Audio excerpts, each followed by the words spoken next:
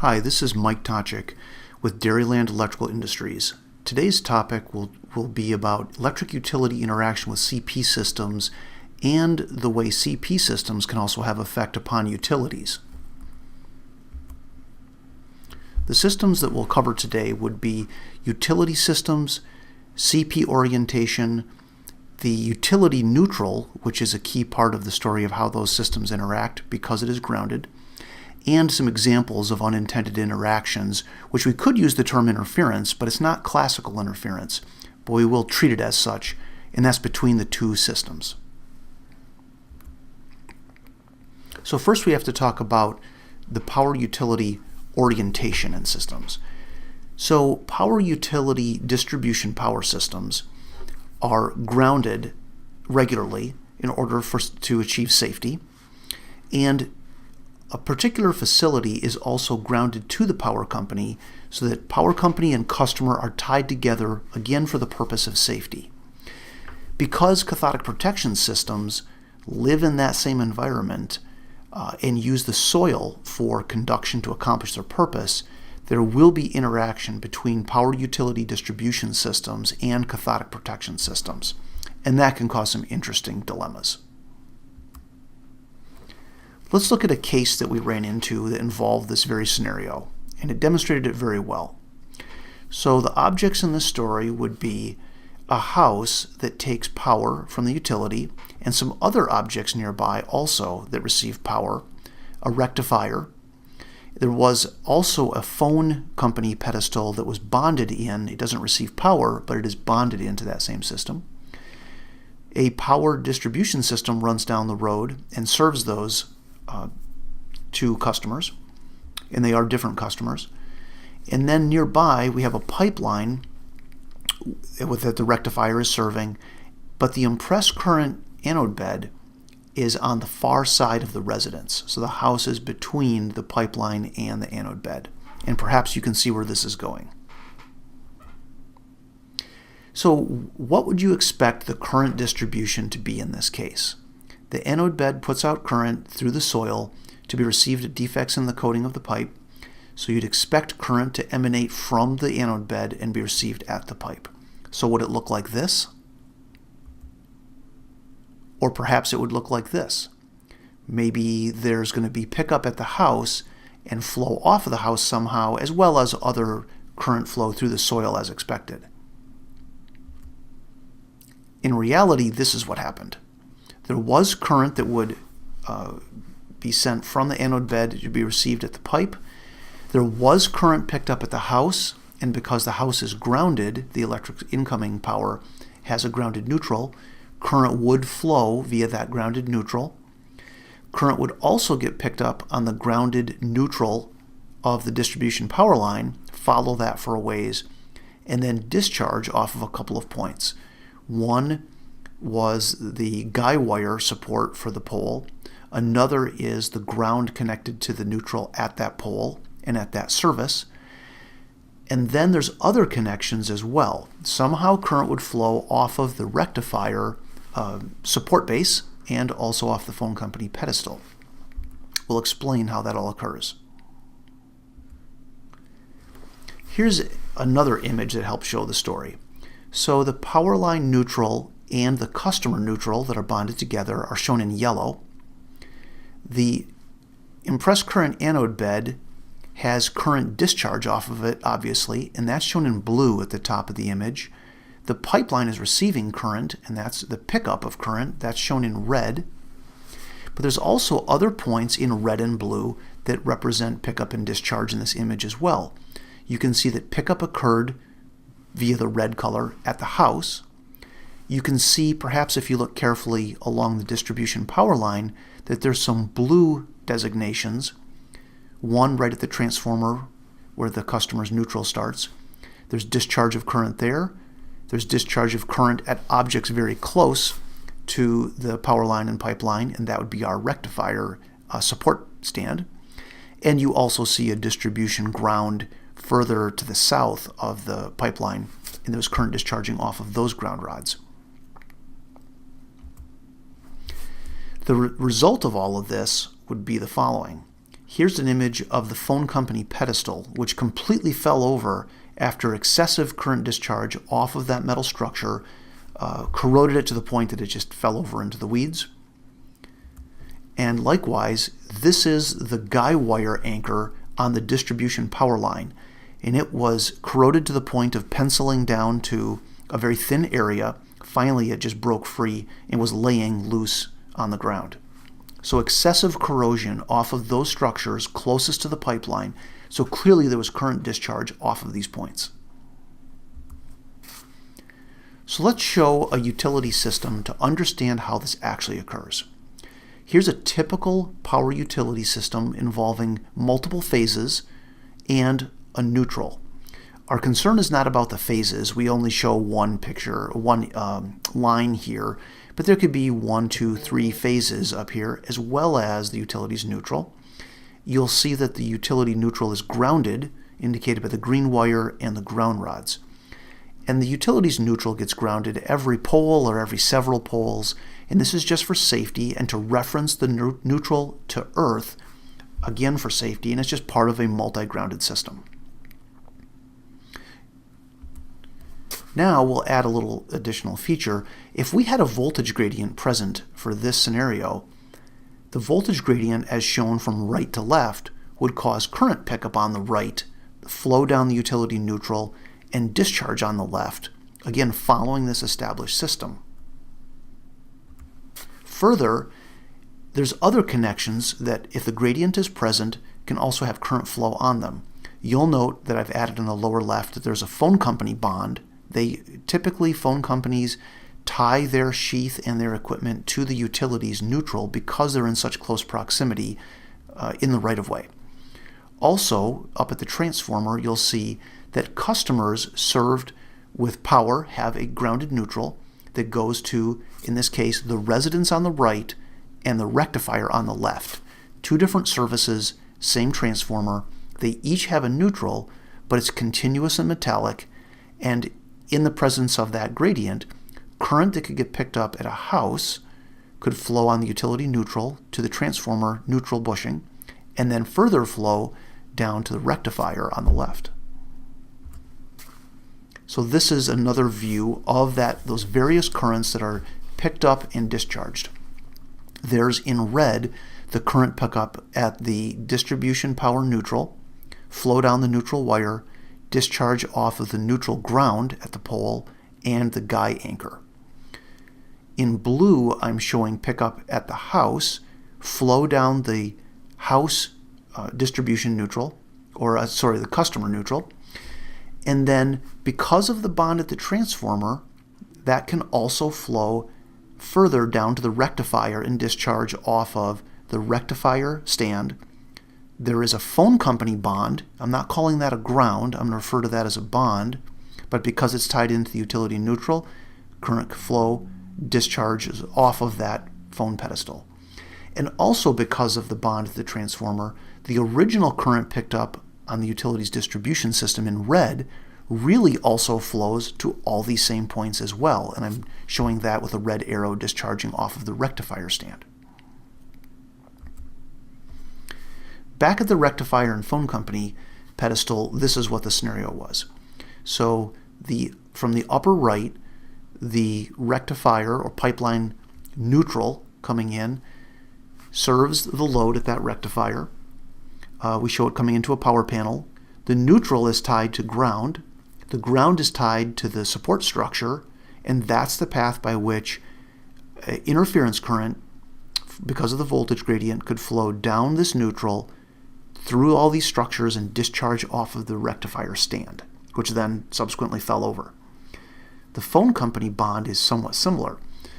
A bond to the utility neutral ties to the metal frame of the phone company's pedestal, and then because it's in that same electrolyte, it can discharge off of there to the pipeline. So how do you get a connection between the power company's distribution neutral and the customer facility? Well, that has to do with how power is transferred to clients at a transformer. And here we have an image of the utility's neutral Our concern is not about the phase wires, any of the phasing. We show that the bushing at the top connecting to a high voltage line, but our concern will be on the utilities neutral. We show that in green on the left. So it ties to the tank, and it doesn't matter whether this is a pole mount transformer or pad mount transformer. It's exactly the same thing. Even though they look a little different, it's connected just like this. So the utilities neutral lands on a lug on the tank, the metallic tank, and then ties to a ground rod down at the base of the pole. Another ground strap is connected, or utility ground is connected between the tank and the customer's secondary neutral bushing, listed as the XO bushing. So that ties to the customer's neutral terminal and then on to the neutral into the facility or house. This is the typical scenario, whether it's pad mount or pole mount.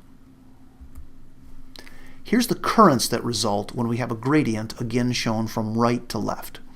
So current flow on the utilities neutral can flow to the tank and the grounding system. It also flows to the connection to the neutral strap. So the utilities customer, served by this XO bushing, has a connection between the tank and the neutral. And now, if in our story here, there's another customer as well, served to the left, that was our rectifier stand in this story, current can follow on the customer number 2, neutral, down to that rectifier stand, and then with its consequential actions.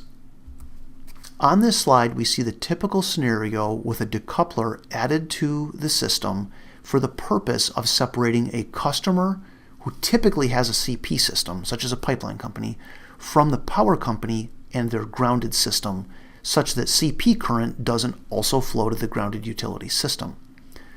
So if that's true, our scenario here is we have a decoupler installed between the grounded utility tank, which ties to the utility neutral system, and that's the positive connection, and the decoupler negative connection goes typically to the facility that has cathodic protection, which is the secondary neutral. The secondary neutral goes into the facility, ties to the grounded structures, ties to the CP system, and that's why you typically have this problem.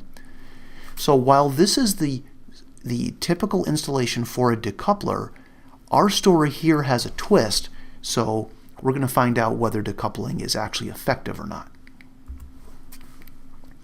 Back to our story here with 2 customers.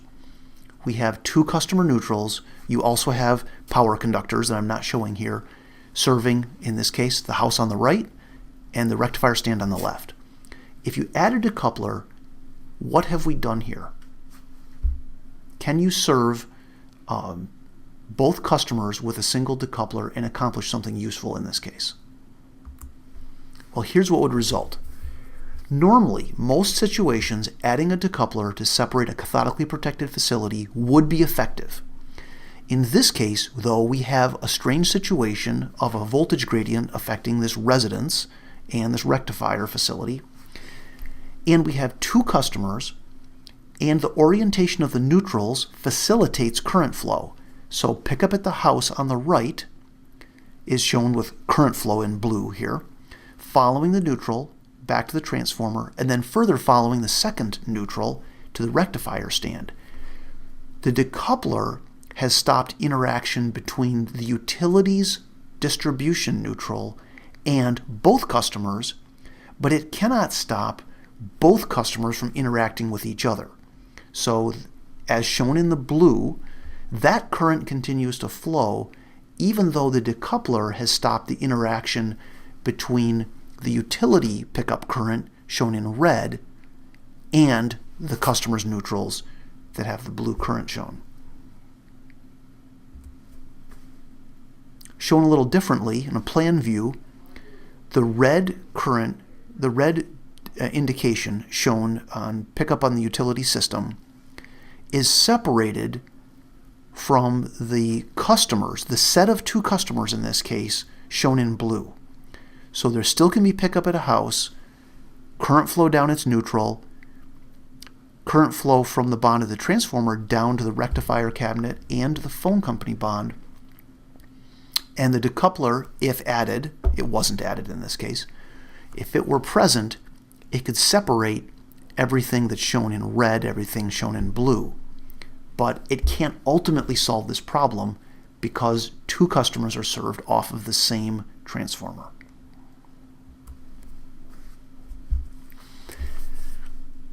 Let me talk about a different case now, same concepts as before, but another scenario to help visualize this. We show here a pipeline with a rectifier and an impressed current anode bed. I'm not showing the current flow off the anode bed here, but we also have a power line present, a house, and a well.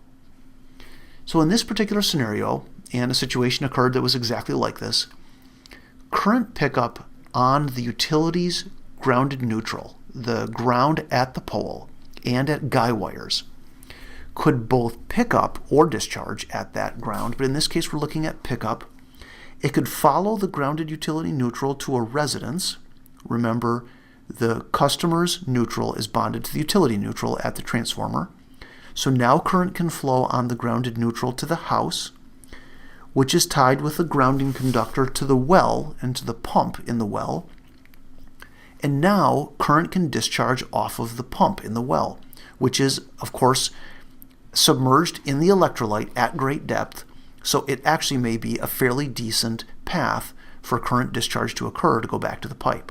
And in this case, and in many others similar to it, you have damage to the well pump and replacement of the pump at an early stage, much earlier than it should have been for the life of that well. Here's another case of interaction between power companies and, I'll say, not exactly CP systems, but an unintended action that does result in corrosion, and it still relates to a tie to the utility.